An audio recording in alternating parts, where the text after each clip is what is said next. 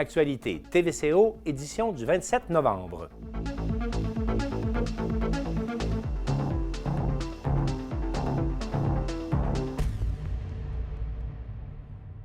Développement social intégré de Charlevoix, mieux connu sous le nom de DSI Charlevoix, mène une campagne sous le thème « Agir ensemble pour Charlevoix » et Émilie Dufour, conseillère en développement social à la MRC de Charlevoix, vient nous expliquer ce qui en retourne. Le centre écologique de Port-au-Saumon a été durement affecté par la COVID. Cet été, il n'y a eu aucune activité à cette colonie de vacances, ce qui place les finances de l'organisme dans un état précaire. Et pour s'en sortir, l'organisme a décidé d'organiser un grand tirage. Et on en parle avec le président du conseil d'administration, M. Carl Veilleux. Un dessin de l'artiste charlevoisienne Karine Deschênes parcourra le monde grâce à Puro-Létard, parce qu'en effet, cette grande compagnie de transport et de livraison de colis a décidé de choisir une œuvre de Mme Deschênes pour orner une de ses boîtes de livraison. Alors, Daniel Biru, notre journaliste, s'est entretenu avec l'artiste. On va vous présenter ça. Le Festif lance une opération Tournée des portes au jour de l'an avec le très connu musicien Yves Lambert. Alors, on s'est entretenu là-dessus avec Clément Turgeon, qui est le directeur artistique et fondateur du Festif, qui va nous présenter comment va se dérouler cette activité unique où vous pourriez avoir un concert pour vous seul sur votre terrain pendant le jour de l'an. Alors aussi, l'hiver est arrivé dans Charlevoix. Bien sûr, on ne vous apprend rien, mais ce qu'on peut vous apprendre, par contre, c'est que les centres de ski de fond vont commencer à ouvrir à compter du 5 décembre. Et là-dessus, on s'est entretenu avec les responsables du Sentier des Caps qui vont nous parler de la prochaine saison. En terminant, on va parler de sport local, mais également du sport des grandes ligues en compagnie de Maxime Jaudoin. Sur ce, je vous souhaite une bonne émission. Développement social Charlevoix lance une grande campagne qui s'intitule « Agir ensemble pour Charlevoix ». Et pour en parler, on accueille Émilie Dufour, qui est conseillère en développement social à la MRC de Charlevoix. Madame Dufour, bonjour. Bonjour.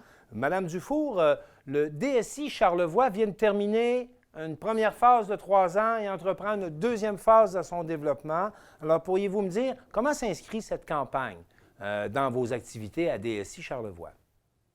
Bien, j'aurais envie d'abord de peut-être juste vous présenter qu'est-ce que DSI Charlevoix, Oui, Développement social intégré Charlevoix. C'est une démarche collective. En fait, c'est une alliance territoriale là, qui a pris racine. Le moment où on a lancé notre plan là, sur 7 ans, c'est en 2014. Donc, on a un premier cycle de fait là, sur un parcours de 7 ans. Mais avant ça, il y avait déjà un historique avec l'approche territoriale intégrée de lutte à la pauvreté. Donc, c'est une démarche qui vise vraiment à coordonner un peu mieux nos efforts dans le but d'avoir plus d'impact sur des tendances lourdes dans Charlevoix, comme notamment la pauvreté, là, qui est quand même assez présente dans la région. On constate aussi avec les années qu'il y a une augmentation des inégalités sociales sur le territoire de Charlevoix. Donc ça, c'est une autre tendance sur laquelle on souhaite agir. Et il y a tout aussi l'enjeu de la courbe démographique là, qui préoccupe là, l'ensemble des acteurs de Charlevoix. Combien d'organismes participent aux activités de DSI Charlevoix? Vous en regroupez combien? Bien, il y a une cinquantaine d'acteurs qui participent là, aux travaux. On a différents chantiers là, actuellement qui sont actifs sur des enjeux qu'on a priorisés là, il y a de ça déjà 4 ans. Par exemple? Par exemple, on travaille sur, bien, il y a 5 enjeux. Donc, il y a toute la question de l'accès à la mobilité, donc le développement du transport collectif dans Charlevoix, c'est un enjeu qui est très important. Il y a l'accès à l'habitation également, qui est un enjeu qui mobilise plusieurs acteurs. Il y a toute la question de l'accès à la sécurité alimentaire, parce qu'on le sait, la problématique d'insécurité alimentaire est assez préoccupante dans Charlevoix. Il y a également l'enjeu autour de l'accès à des emplois de qualité, hein, qui est aussi un déterminant de la santé et de la vitalité d'une communauté. Donc, toute la question, là, on est très préoccupé par la situation des travailleurs saisonniers. On sait aussi que dans Charlevoix, le revenu moyen est assez bas, là, si on se compare à d'autres territoires. Donc, c'est un enjeu important. Et finalement, le 5e enjeu est vraiment autour de la réussite et le bien-être des jeunes dans Charlevoix. Donc depuis maintenant quelques années, vous travaillez, tous les organismes qui sont reliés à ces secteurs d'intervention travaillent ensemble dans le cadre des activités de ce que vous appelez là, le développement social intégré Charlevoix. Oui, ben c'est clair qu'actuellement, les acteurs qui sont mobilisés par les chantiers territoriaux, c'est des acteurs qui ont soit une expertise, des compétences pour faire avancer l'enjeu, des moyens d'action également. Donc, on va retrouver à la fois le leadership municipal, on va retrouver aussi beaucoup d'organismes communautaires, des institutions aussi qui sont concernées par les enjeux. Par exemple, au niveau de la jeunesse, la commission scolaire ou le centre de services scolaires de Charlevoix est très, très mobilisé. Donc, on va vraiment retrouver les bons acteurs aux bons endroits pour ensemble travailler de façon efficace et pour avoir plus d'impact pour la région de Charlevoix. Et ça, c'est le sens de votre slogan « Agir ensemble pour Charlevoix » que vous lancez. Et vous êtes à peu près à mi-chemin de votre plan. Là. Je comprends que ça fait 3 ans, il reste 4 ans à venir sur le grand plan que vous vous étiez donné. Et là, vous vous êtes donné 2 outils. Il y a d'abord des capsules et il y a aussi un site Internet qui a été revampé. Pouvez-vous nous présenter ça, s'il vous plaît? Oui, absolument. On a créé, en fait, le charlevoixsocial.ca a été développé. Il y a une première version qui a été développée en 2016.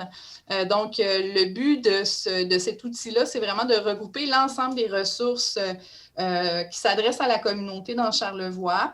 Donc, on va retrouver à la fois les groupes communautaires qui offrent un paquet de services. Oui. On trouve vraiment de tout sur le portail. Et là, on l'a revampé. En fait, on l'a repensé complètement après une analyse des petites problématiques qu'on rencontrait. Puis notre objectif, c'est vraiment de faire en sorte qu'il soit le plus intéressant possible pour les différents groupes d'utilisateurs. Par exemple, quand on va dans le répertoire de services, vous allez avoir aussi des petits icônes qui sont assez clairs, qui vont faciliter la recherche des personnes là, qui, par exemple, si on va dans dons et aide matérielle, on clique ici, on a vraiment les ressources qui sont disponibles aux citoyens de la région. Exactement. Donc, ça, c'est une façon de trouver l'information. Sinon, si on retourne à l'accueil, on a aussi le bottin des organisations. Donc ici, en fait, c'est les organisations qui sont classées par ordre alphabétique. Par exemple, si on va dans C, on va vraiment trouver l'ensemble des ressources là, qui commencent avec cette lettre C. Donc, c'est une façon assez efficace de trouver l'information et de se rendre directement aux bonnes ressources. Par exemple, quand on rentre dans l'information, une page là, d'un groupe communautaire, on a l'essentiel et on peut rapidement avoir accès aux coordonnées, même au site Internet de la ressource. Il y a aussi un deuxième volet à cette campagne qui est Agir ensemble pour Charlevoix. Pour stimuler la notoriété et la fierté, vous avez également réalisé une série de capsules. Pouvez-vous, en terminant, nous présenter rapidement ces capsules? Oui, absolument. En fait, on a réalisé 3 capsules vidéo avec le support de la firme en développement, en marketing territorial Visages Régionaux. Ils ont vraiment super bien travaillé. La première capsule vise à mettre en lumière l'importance de travailler de façon collaborative dans Charlevoix. Donc, on vient vraiment présenter les bases de la démarche de développement social intégré. On explique pourquoi elle existe, qui la compose, sur quoi on travaille. Donc, c'est très... Ça, c'est la première. Ça, c'est la première. La deuxième? La deuxième, c'est une capsule qui vient mettre en lumière les effets de la collaboration dans le secteur de la sécurité alimentaire. Donc, on va vraiment venir présenter différentes initiatives qui ont été développées dans les dernières années, des projets dont on est vraiment très fiers, puis on voit facilement les effets de l'Agir ensemble dans Charlevoix. Et la troisième et dernière capsule, oui? La troisième capsule, la capsule jeunesse, bien, c'est la même chose. L'idée était vraiment de venir mettre en lumière les effets de la collaboration dans le secteur jeunesse de Charlevoix.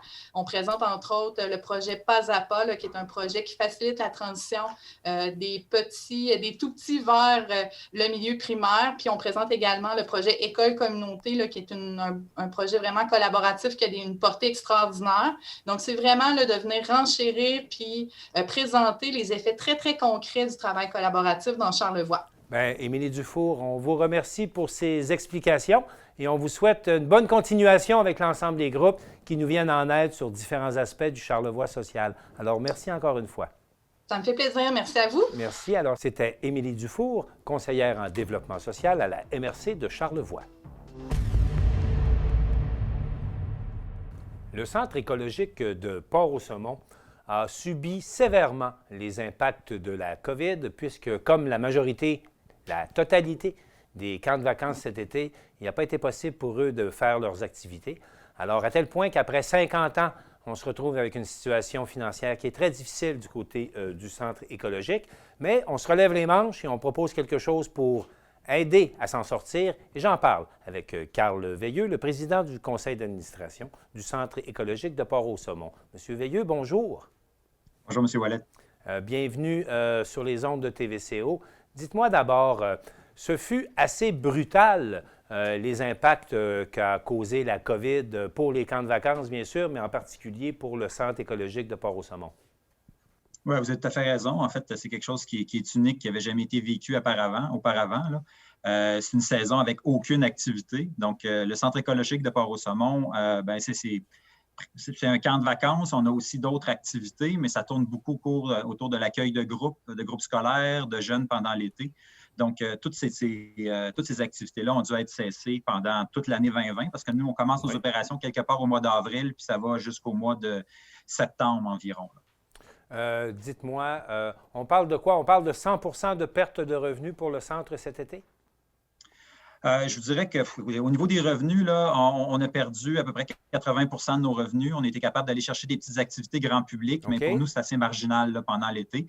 On s'est débrouillé comme on peut, mais 80 % de perte de revenus, vous comprendrez que c'est assez drastique.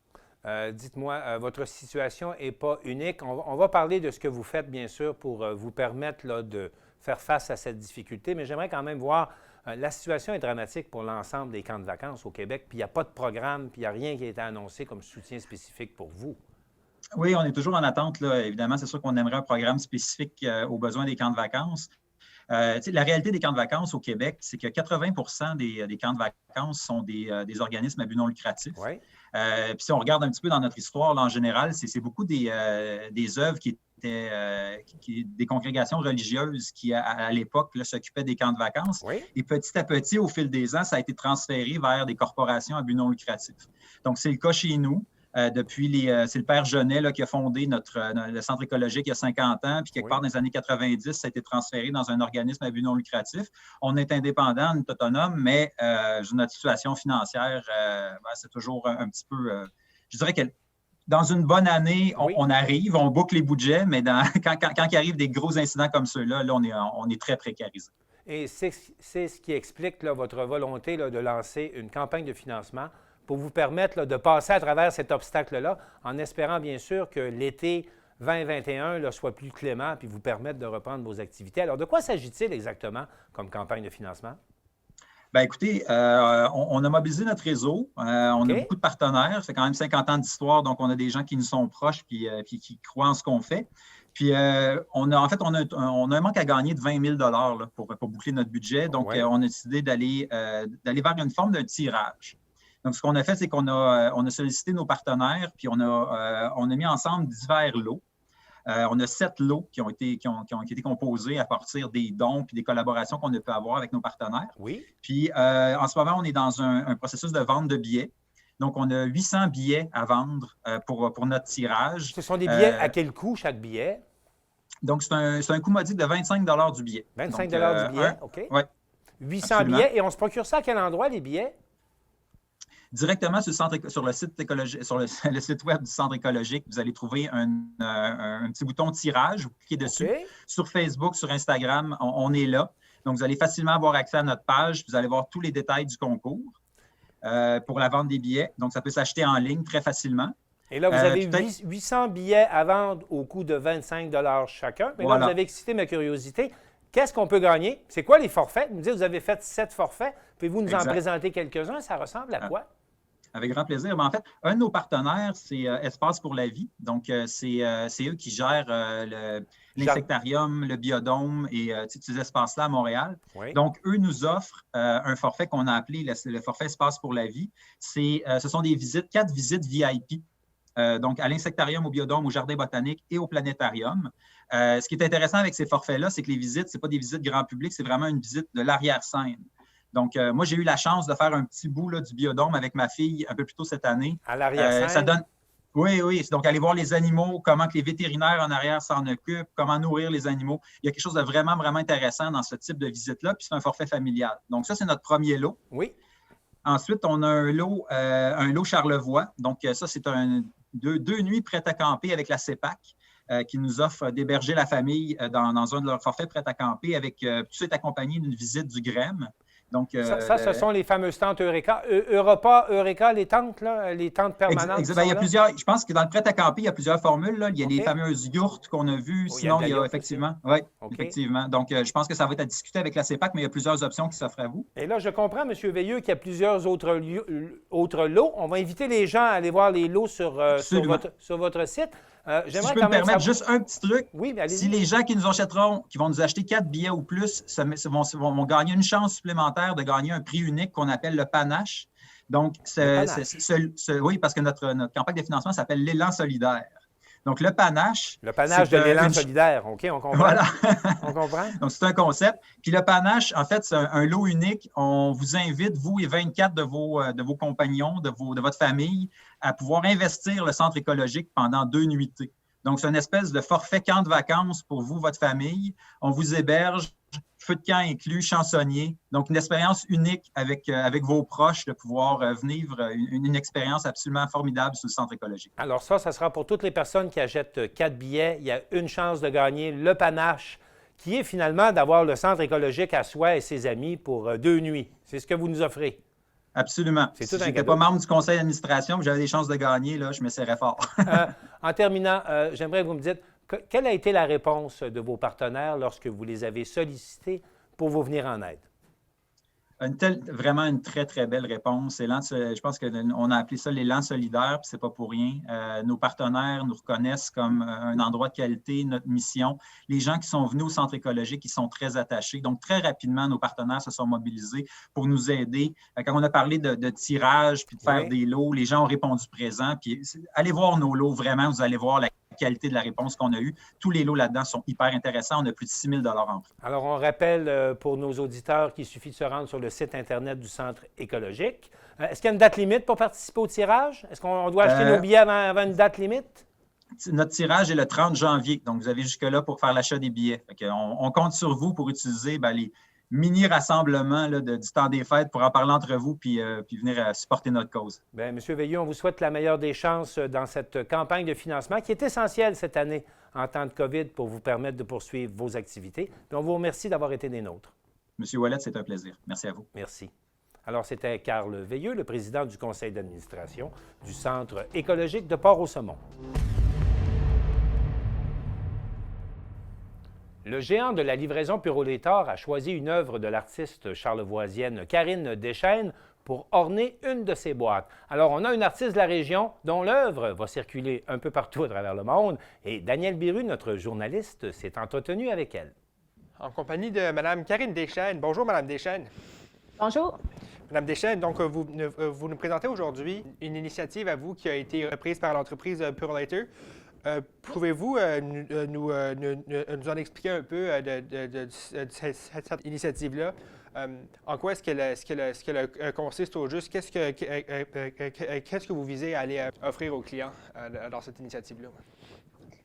Oui, dans le fond, l'initiative, c'est Puro-Létard est fier d'aider les Canadiens à partager la magie du temps des fêtes en leur offrant un cadeau unique avec le lancement des 13 boîtes pour les fêtes.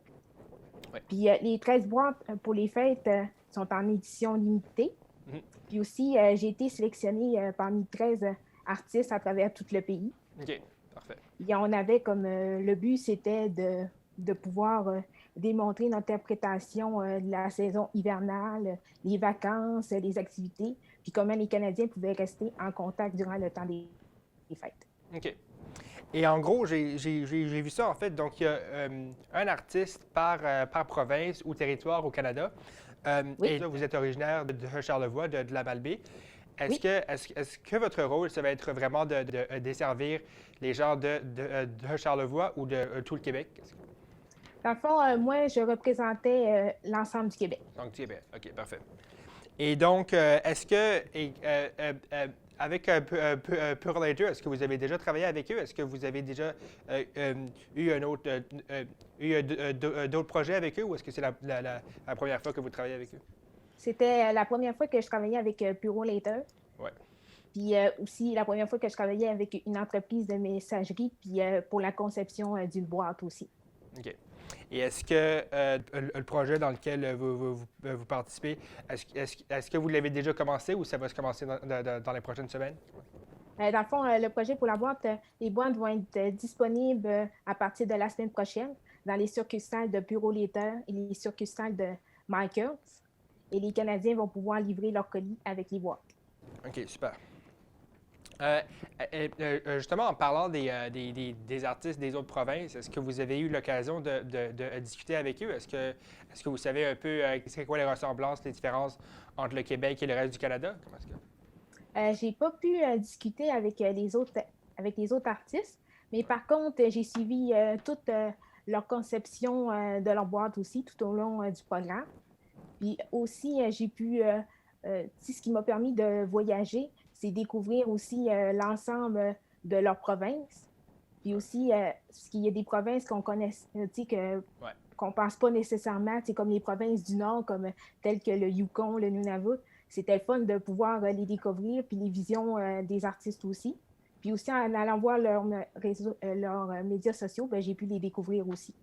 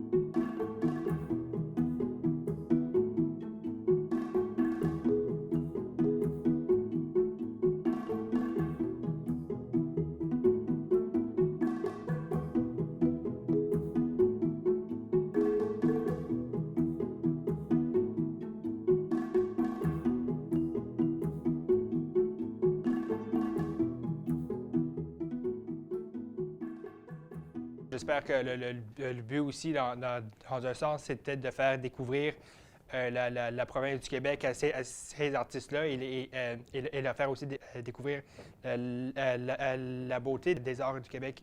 Est-ce que c'est un peu comme ça aussi que vous voyez votre rôle là-dedans? Oui, c'est comme ça que je vois mon rôle aussi. C'est le fun d'offrir vraiment un cadeau personnalisé qui va se retrouver aussi dans les maisons des Canadiens. Ouais. Puis aussi faire découvrir une boîte qui est faite locale aussi. Oui. Et quand on parle justement de l'année 2020, bon, c'est ce qui revient souvent, évidemment, c'est la pandémie donc auquel on a fait face durant l'année. Est-ce que vous trouvez une particularité précise à travers ce projet-là pour l'année 2020? Oui, dans le fond, je trouve que ce qu'ils en présentent bien, c'est l'invitation aux gens à rester connectés, même si c'est à distance, parce que on sait qu'on ne fêtera pas nécessairement avec tous nos proches dans la même maison. Fait que c'est les inviter justement à offrir un cadeau personnalisé. Puis ce qui est le fun aussi, c'est envoyer un colis qui va être unique, puis une belle initiative à nos proches. OK. Mais ça va être quoi, à vous, votre défi de faire vivre ce projet-là à travers justement la pandémie présentement? Qu'est-ce qui va changer en fait? Dans le fond, moi, mon défi, c'était par rapport au concept de mes illustrations, c'était de démontrer aussi la façon que les Canadiens pouvaient fêter, rester en contact, même si c'était à distance. Aussi de faire revivre la magie du temps des fêtes, faire rappeler la nostalgie de l'enfance, la saison hivernale aussi. Je pense aussi que c'est faire véhiculer un beau projet artistique puis coloré, puis que les gens vont pouvoir s'y représenter aussi avec leur province. Et c'est quoi pour vous l'importance pour les gens, pour la population de continuer de pouvoir célébrer le temps des fêtes malgré tout ça? Qu'est-ce que vous trouvez valorisant là-dedans? Valorisant, c'est que les gens vont pouvoir offrir la boîte partout à travers le Canada. Oui. Puis aussi, c'est d'offrir un beau cadeau unique. Puis en plus, ce qui est le fun de la boîte, c'est que la boîte, on peut tout de suite la déposer sous le sapin. On a besoin d'être emballé parce que l'emballage, c'est le visuel de la boîte. Aussi, oui. En raison de la pandémie, on demande surtout aux gens d'aller acheter localement, d'aller consommer des produits qui sont d'ici, qui sont de chez eux. Est-ce que c'est un peu aussi le but de l'initiative de PureLater? Est-ce que c'est ça? Est-ce que c'est un peu l'idée derrière ce projet-là aussi? Oui, c'est l'idée derrière ce projet-là de PureLater. C'est que ce qui est le fun aussi, c'est justement durant la période des fêtes, c'est vraiment de pouvoir aider localement, puis afin de soutenir sa collectivité. Puis aussi, ce qui est le fun, c'est que les boîtes, on peut les acheter dans un commerce qui est local. Puis aussi, c'est un cadeau personnalisé. Ouais. Puis aussi, c'est qu'on puisse c'est qu'on peut pouvoir l'expédier partout à travers le Canada grâce à PureLater. Ouais. Pourquoi c'est important pour vous d'acheter localement dans ces temps-ci? C'est comme je disais, c'est important pour moi d'acheter localement pour aider sa collectivité. Okay. Puis aussi, puis offrir un cadeau personnalisé unique, ça a une grande importance pour moi. J'ai toujours aimé faire ça aussi. Bien, Madame Deschênes, je vous remercie beaucoup pour cet entretien. Merci beaucoup à vous.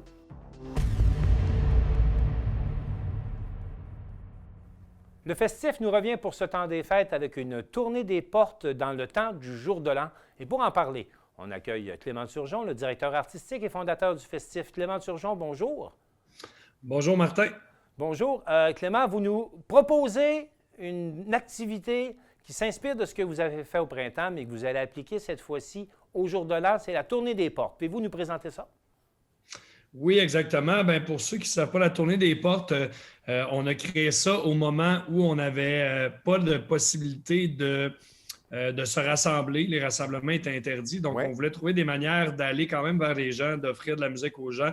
Donc, la tournée des portes, c'est une livraison de micro-spectacles directement devant les maisons. On le fait cet hiver, évidemment, à moins 30. Ce n'est pas le même concept. Ouais. Donc, on est en train de construire un kiosque musical mobile qui va être chauffé, qui va permettre aux artistes de jouer malgré les conditions d'hiver. Puis c'est vraiment, il va y avoir de l'électricité autonome, il va y avoir la sonorisation intégrée. Donc, vraiment, quand on va arriver devant les maisons, on arrive, on met la scène, l'artiste embarque et le spectacle commence. Donc, tout a été pensé pour que le concept puisse fonctionner. Et c'est tout un artiste que vous nous avez recruté pour cette tournée des portes. Effectivement, on voulait vraiment frapper l'imaginaire. On voulait, je pense qu'on voulait montrer que malgré le temps des fêtes qui s'annonce un petit peu maussade et tout ça, il y a de l'espoir encore. C'est encore possible de présenter des spectacles. Donc, on est allé chercher Yves Lambert, qui est reconnu évidemment comme le fondateur, chanteur de la bottine souriante, qui n'est plus dans la bottine souriante maintenant, qui a son projet en trio. mais qui va nous offrir, évidemment, ses plus grands succès, qui sont donc les grands succès de la bottine souriante. Mais Yves Lambert, à sa façon, il symbolise presque en personne la musique du jour de l'an. C'est vraiment le porte-étendard de la musique du jour de l'an. Effectivement, je pense que 3/4 des chansons qu'on écoute au jour de l'an dans le temps des fêtes de musique traditionnelle proviennent de la bottine, des réinterprétations de chansons folkloriques ou leur composition. Donc, on a vraiment hâte. Puis, on le dit, quand on a fait les Cowboys fringants, Patrick Watson, les 3 accords devant 75 personnes, on disait, c'est la chance d'une vie, on ne vivra plus ça. On était en pandémie, les Cowboys ils ont accepté parce qu'ils n'ont pas d'autre option. C'est un peu ça avec Yves Lambert. Normalement, Yves Lambert, au jour de l'an, le 31 décembre, il est dans un spectacle, dans un amphithéâtre, il est quelque part avec des centaines et des centaines de personnes. Fait que là, l'avoir devant, en porte-à-porte, carrément, à Baie-Saint-Paul, c'est une chance qu'on a là qu'on ne pourrait pas avoir. Donc, avec une scène mobile spécialement conçue pour faire la tournée des portes.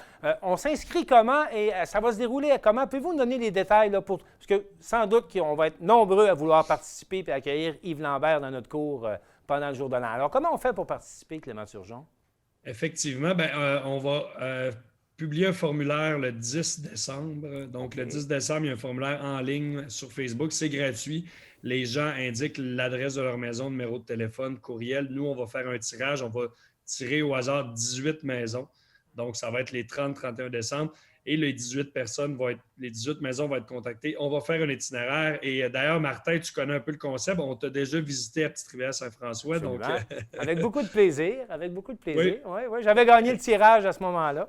Oui, effectivement. Fait que, on le sait, il va y avoir sûrement énormément d'inscriptions. On s'entend, c'est quand même un artiste super connu. Donc, on va 18 maisons, honnêtement, c'est déjà beaucoup. On s'entend, Yves Lambert va avoir beaucoup de travail, chansons, beaucoup de travail. Donc, on est allé au maximum qu'on pouvait avec l'artiste. Puis, on va s'adapter aux mesures. Si, évidemment, les rassemblements sont interdits, on va demander aux gens d'être seulement les personnes de la maison. Okay. Ces personnes-là sortent dehors pour assister au spectacle. Si on voit que le gouvernement, par exemple, autorise 10 personnes, bien là, les gens pourront gérer entre eux ce rassemblement de 10 personnes-là, mais on va vraiment se coller aux règles sanitaires qui vont être en place. Là, ça peut encore changer d'ici le 30 décembre.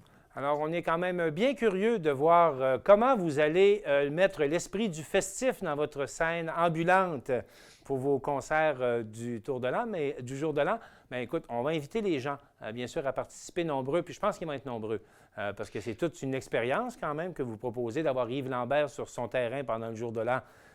Comme vous le disiez, ça arrive une fois. Puis il faut en profiter pendant que ça va arriver. Je vais donc vous souhaiter bonne chance, puis vous remercier, Clément Turgeon, de vous démener pour faire passer des beaux moments aux gens pendant le temps des fêtes. Bien, merci beaucoup. Je tiens à remercier Repère Boréal, qui sont la compagnie qui construit actuellement notre kiosque. Desjardins aussi, qui présente la tournée des portes. C'est deux partenaires bien importants. On a la microbrasserie Charlevoix qui va offrir de la bière aux artistes. On a Hôtel Baie-Saint-Paul. Bref, c'est ces partenaires-là qui rendent le projet possible. Bien, Clément Turgeon, encore une fois, merci. Bon spectacle. Puis on va essayer d'aller prendre des images. On ne sait pas si on va avoir la permission, là, mais on va essayer d'aller voir ça. Et là-dessus, je vous souhaite un beau temps des fêtes. Oh, puis je vais ajouter quelque chose quand même, c'est important. C'est qu'on va se revoir la semaine prochaine parce qu'on a quelque chose ensemble qu'on a bien hâte d'annoncer aussi. Effectivement. Qui va réjouir le cœur des Charlevoisiens. Super. À bientôt. À bientôt. On se revoit la semaine prochaine. Alors, c'était Clément Turgeon. Merci. C'était Clément Turgeon, le directeur artistique et fondateur du Festif. L'hiver est arrivé dans Charlevoix. On ne vous apprend rien, mais peut-être que vous allez apprendre que les centres de ski de fond ouvrent dans quelques jours. Et à ce sujet, on s'est entretenu avec Jacques-Alain Bourbeau du Sentier des Caps. Donc, en compagnie maintenant de M. Jacques-Alain Bourbeau. Monsieur Bourbeau, comment allez-vous? Ça va très bien vous-même. Oui, merci beaucoup. Monsieur Bourbeau, j'aimerais savoir en commençant, qu'est-ce qui va être différent au niveau de la saison de ski cette année au Sentier des Caps? Bien, en fait, ça va être la distanciation sociale qui est demandée. Oui. On ne pourra plus accéder au chalet principal comme on le faisait dans les années précédentes ou dans les années qui vont venir. L'accès au refuge va être modulé selon l'emplacement des refuges. Certains refuges vont être accessibles durant le jour seulement. Il ne pourra pas y avoir de nuitée. D'autres refuges vont être fermés pour les gens qui font de la randonnée le jour, pour permettre à ceux qui le réservent pour la nuit de venir y passer la nuit. Les refuges, c'est souvent dans des endroits plus serrés, c'est une petite cabine. Comment vous allez faire pour justement assurer que les gens soient d'une certaine distance? Ouais. Mais en fait, les gens qui rentrent dans le refuge durant le jour doivent absolument avoir un masque. Ouais. Puis l'accès au refuge va être limité à un certain nombre d'individus, selon la grandeur du refuge. Est-ce que vous pouvez me dire Pour combien? Alors, au maximum, dans certains cas, ça ne sera pas plus que 2 personnes, dans certains petits refuges. Dans d'autres cas, dans la majorité des refuges, ça va être un maximum de 6 individus. Ouais. Des gens qui accèdent au refuge durant une randonnée journalière, durant le jour.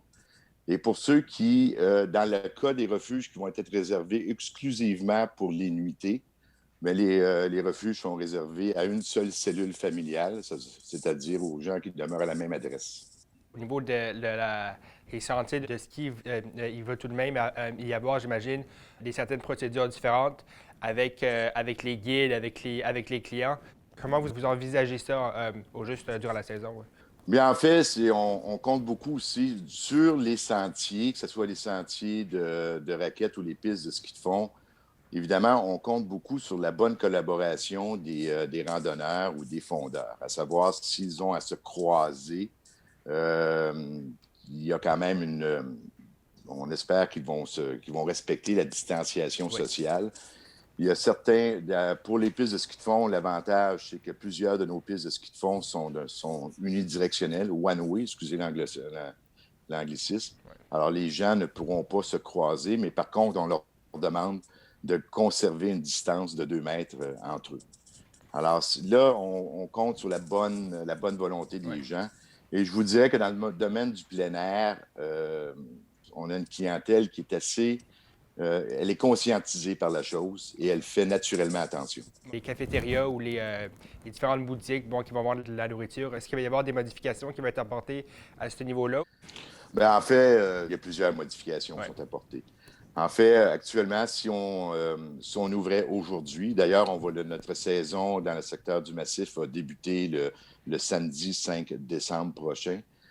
Alors, les gens qui vont se présenter dans les chalets d'accueil, premièrement, il n'y a plus de nourriture qui va être mise en vente. Il n'y a plus d'articles qui vont être vendus.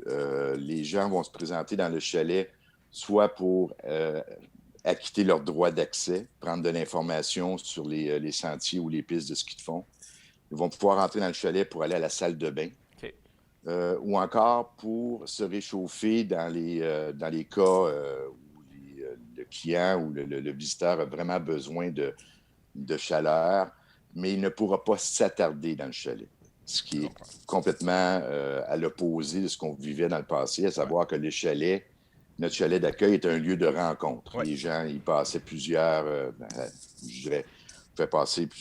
dizaines de minutes, si ce n'est pas des heures, pour se restaurer, pour discuter entre eux, pour avoir du bon temps. En fait, les gens viennent faire de la randonnée pour relaxer, puis avoir un bon moment. Et est-ce que ce sera toujours possible de louer des skis dans les réseaux? Comment ça va se passer? Tout à fait. Tout à fait. Alors, c'est tout récent comme directive. Jusqu'à la mi-novembre, on ne pouvait pas louer d'équipement. Puis là, il y a eu des modifications aux directives, à savoir qu'on peut louer de l'équipement, louer les raquettes, louer des équipements de ski de fond.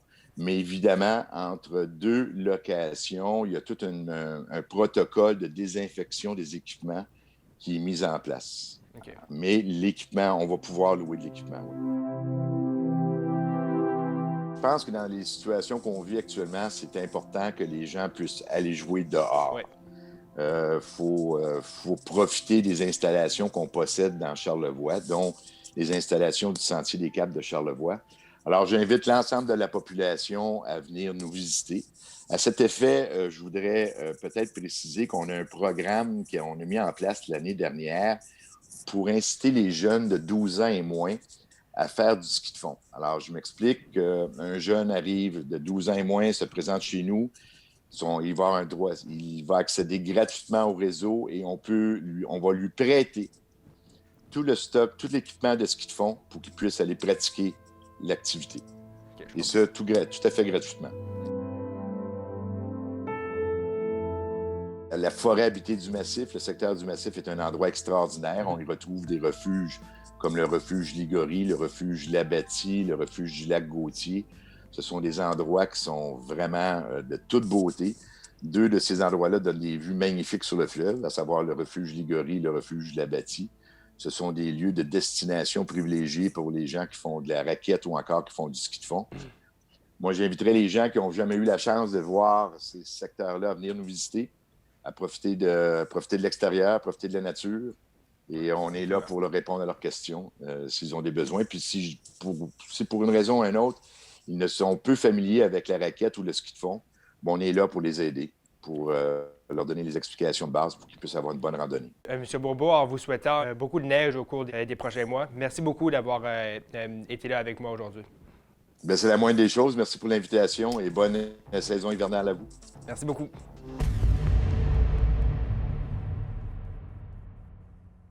C'est maintenant le moment de parler de sport local, mais également du sport des grandes ligues, en compagnie de Maxime Jaudoin. Maxime, bonjour. Monsieur Martin, bonjour. Bonjour, Maxime. Moi qui est un skieur, je suis très heureux. L'hiver est arrivé et la saison de ski est à nos portes. Oui, au détriment de certains, par contre, du côté de l'hiver, mais ça, c'est un autre dossier carrément. J'adore l'hiver. Oui, bien, c'est correct. Alors, le ski, c'est pour quand, là? Oui, bien, écoutez, le ski, de un, bien, on parle du Mont-Grand-Fond parce que là, l'enneigement artificiel a commencé depuis une semaine. C'est la bonne nouvelle. Le ski de la planche à neige, ça va partir sous peu. Donc là, en fait, 2 bonnes nouvelles. On va juste bien décortiquer. Oui. Le Mont-Grand-Fond, l'ouverture 19 décembre prochain. Oui. La première bonne nouvelle. Ensuite, 5 décembre, vous l'avez mentionné, Sentier des Caps, le ski de fond qui va repartir. Ça, c'est la deuxième date qu'on voulait annoncer. Oui. Et évidemment, toute autre date qui pourrait être annoncée éventuellement, là, tout dépendant des conditions. Dépendant des conditions, exactement. là, mais on sait que les centres de ski de fond, là, on s'apprête à tracer les pistes, Oui. à taper ça puis à ouvrir les centres de ski. Oui, puis exactement. Donc là, pour les billets, bien là, c'est toujours en pré-vente pour ceux qui veulent s'en procurer pour évidemment là, commencer une saison dans la bonne humeur, je vais le dire comme ça. Et je vais souligner également que le massif de Charlevoix ouvre également le 19. Oui. Et on sait que l'enneigement artificiel est également commencé de ce côté-là. Oui, exactement. Donc la saison de ski. Oui, et l'hiver ça est s'en installé. L'hiver est installé L'hiver aussi. est installé, ça s'en vient. Malheureusement, c'est pas parce que l'hiver est arrivé qu'on va pouvoir poursuivre et tenir les tournois de hockey qui étaient prévus. Oui, donc là, c'est tournoi provincial junior de 1 et tournoi Pee-Wee Desjardins de Clermont. En fait, 2 qui ont été annulés pour 2021. Ça devait se faire là, en janvier et février. Donc là, de 1, en raison des pandémies, on a reçu seulement 3 inscriptions pour le tournoi, ce qui est très, très bon. 3 ans. Et compréhensif. Et compréhensif. Et aussi, bien là, il y a aussi la perte de quelques partenaires financiers importants qui ont été là, moindrement prévus. Donc, mais par contre, on sait que le vaccin s'en vient. Après les fêtes, dans les prochains mois. Donc, j'espère là, que ça va être les dernières cancellations qu'on va annoncer, qu'après ça, bien, on va commencer là, à aller directement vers le positif. Là. Parce que vous pensez que le hockey amateur pourrait commencer en début d'année aussi? Tranquillement, pas vite, Oui, bien en fait, là, c'est que là, on a annulé pour janvier-février, mais ce que j'anticipe, c'est que vers la fin de l'été, tout ce qui va aller vers la fin de l'été ou encore début de l'hiver prochain 2021, là, j'ai l'impression qu'avec le vaccin, on va commencer à non pas annuler des choses, mais bien à reprendre des choses. C'est ce que j'anticipe. Il y a de l'espoir. Oui, il y a de l'espoir, toujours de l'espoir. Est-ce qu'il y a aussi de l'espoir pour une saison de la Ligue nationale de hockey à partir du 1er janvier, comme le voudrait le commissaire Bettman? Oui, bien là, dans les négociations, c'est l'impasse plus que totale. En fait, ça fait pratiquement une semaine qu'on n'a pas eu de dialogue entre les joueurs et la Ligue. Toujours le même point sur la table, c'est le salaire, comment est-ce qu'on va équilibrer le tout. Là, sur la table, on a deux offres. La première, c'est qu'on a offert aux joueurs de rapporter leur salaire de 20 là-dessus. Et la deuxième, c'est de le reporter de 26 à se faire, sauf que là, encore une fois... Juste une question. Oui. Quand on dit reporter les salaires, ça veut dire quoi, ça? Ça veut dire, ça, c'est le montant qu'on va retenir sur les salaires des joueurs pour combler les pertes financières. C'est là-dessus qu'on s'entend. Okay. Et là, d'où ça passe pas, c'est que, comme je le répète, au mois de juin dernier, on avait signé une entente collective entre les joueurs et la Ligue. Oui. À ce moment-là, on avait parlé seulement de reporter 13 du salaire des joueurs. Mais là, actuellement, le problème, c'est que la Ligue veut constamment augmenter. Donc, les joueurs se retrouvent à perdre du salaire un peu. Donc là, Alors, 23 on perd un quart de leur salaire. c'est ça, exactement. Donc là, on patauge entre... peu importe la situation, là, les joueurs vont se ramasser à un peu perdre des salaires. Là, c'est savoir combien est-ce qu'on va perdre. Au début, la convention, c'était 13 mais là, c'est comme si la Ligue disait la convention ne marche plus, on retient 20 ou on retient 26 puis c'est comme ça que ça fonctionne. Je comprends qu'il y a des avocats des deux côtés qui se parlent pour essayer de trouver une solution. Ah, c'est mais sûr. ce que l'on entend, Oui. et des dirigeants d'équipe et des joueurs, Oui. on a hâte de jouer. Oui, Le mot d'ordre, c'est Redley qu'on puisse Oui, commencer. on a hâte de jouer, mais on là, entend ça comme mot d'ordre. On entend ça comme mot d'ordre du côté des deux côtés, mais là, parce que les joueurs ne veulent pas faire de concessions et la Ligue non plus. Mais là, présentement, selon ce que les experts analysent, ce serait, là, présentement, les joueurs ont suffisamment donné, ce serait à la Ligue de mettre de l'eau dans son vin, mais présentement, c'est pareil comme si la Ligue ne veut pas céder, les joueurs non plus. Fait que là, à un moment donné, il y en a un qui, au bout de la ligne, va falloir qu'il accepte une diminution de peu importe ce que c'est pour qu'on puisse commencer. Est-ce qu'on a identifié la date limite qui permettrait de commencer une saison le 1er janvier? Parce que là, on est 1er Ouais. décembre la semaine prochaine. C'est ça. Il Bien, faut s'entendre, honnêtement, là. on s'était dit que pour le 1er janvier, ça devait se faire cette semaine. Actuellement, ça ne sera pas fait, je ne pense pas.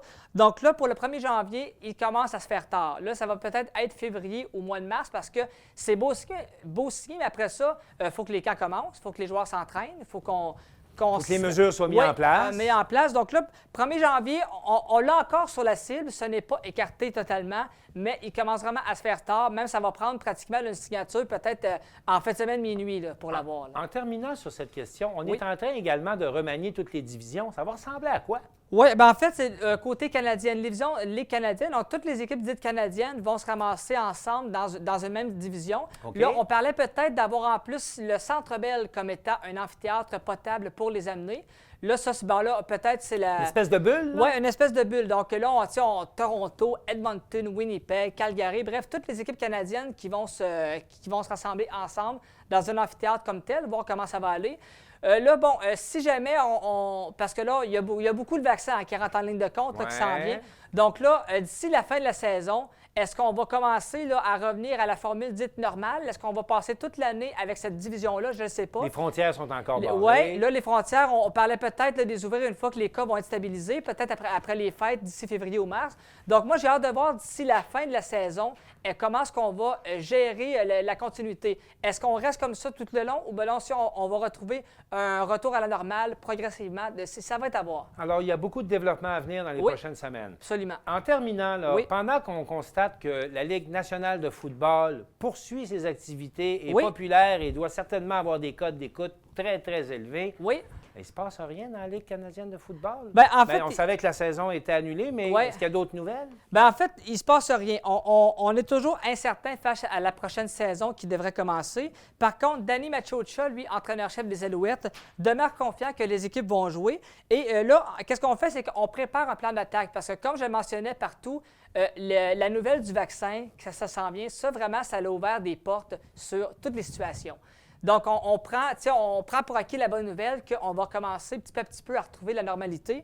Donc là, on prépare un plan du côté des Alouettes en vue de la prochaine saison. On est confiant de pouvoir accueillir des partisans avec le vaccin qui s'en vient. Et la bonne nouvelle, c'est que dans les partisans des Alouettes, les gens avaient déjà fait un dépôt pour les billets de saison là, avant, Oui, que de ça, cette avant, que année. ça, avant que ça tombe. Ouais. Là, actuellement, il y a 86 des partisans qui sont prêts à laisser leur dépôt pour avoir des billets de saison.